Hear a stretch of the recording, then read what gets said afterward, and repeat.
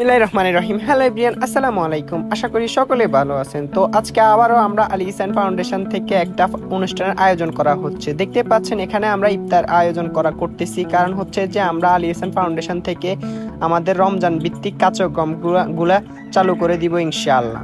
তো আলহামদুলিল্লাহ আমাদের কাছে মোটামুটি ভালো পরিমাণ একটা ফান্ড কালেকশন আছে। তো যদি কেউ আপনারা আমাদের ফান্ডে কিছু টাকা সহযোগিতা করতে চান তাহলে আপনারা আমাদের সাথে কন্ট্যাক্ট করতে পারেন।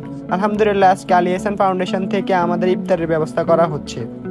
এখানে আমাদের বড় ভাই, ছোট ভাই, বিভিন্ন স্তরের মানুষ বড়রা আসবে। আজকে আমরা কিছুক্ষণ আলোচনা করব। কারণ হচ্ছে যে আমরা ইফতারের সামগ্রী কি কি দিতে পারি এবং কিভাবে পরিচালনা করতে পারি আমাদের ফাউন্ডেশনটা। আজকে ওই কারণে আজকে একটা মিটিং হবে। তো আজকে আমরা চাইলে আমাদের এলাকা ভিত্তিক আমরা অনুষ্ঠানটা করতে পারতাম, তারপরও আমরা অনেক টাকা খরচ হবে বিদায় আমরা ছোটোখাটো একটা আয়োজন করছিলাম। তো আলহামদুলিল্লাহ আমাদের আয়োজনগুলো খুবই সুস্থ সবলভাবে হয়েছিল, সবাই আনন্দের সহিত মজা করছিল আলহামদুলিল্লাহ। তো আমরা আমাদের ফাউন্ডেশনটা বেশি দিন হয় না খুলছিলাম, যে ফাউন্ডেশনের আমাদের বয়স খুবই কম। আমরা আলহামদুলিল্লাহ ভালো পরিমাণ কাজ করছিলাম আমাদের নোয়াখালীর বন্যাতে।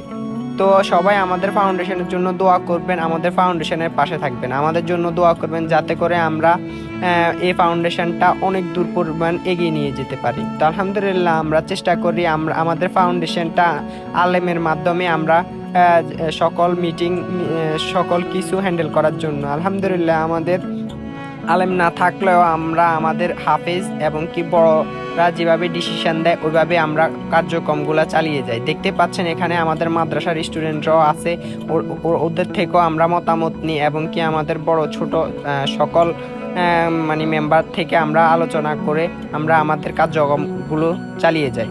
তো এই নিয়ে মোটামুটি আজকে আমাদের একটা বৈঠক হয়েছে। মোটামুটি আমাদের কিছু হাদিয়া এবং কি কিছু সামগ্রী আমরা কিনবো, কিছুদিনের ভিতর আমরা এগুলা বিলি করে দিব। যদি ওইভাবে করা হয় তাহলে আপনাদের জন্য একটা ভিডিও করব আপনাদের দেখার উদ্দেশ্যে, যাতে করে আপনারা আমাদের ফাউন্ডেশনের সাথে যুক্ত হতে পারেন এবং কি আমাদের কার্যক্রমগুলো দেখে এবং কি ইন্সপায়ার হতে পারেন। এভাবে আমরা আমরা শাইখ আহমদুল্লাহ ফাউন্ডেশন এবং কি বিভিন্ন ফাউন্ডেশনগুলার দেখার পরবর্তীতে আমাদের মনে হয়েছে যে না, আমাদেরও একটা ফাউন্ডেশন করা দরকার। তো মোটামুটি আজকের ভিডিও এই পর্যন্ত। সবাই ভালো থাকবেন, সুস্থ থাকবেন। আল্লাহ হাফিজ, আসসালামু আলাইকুম।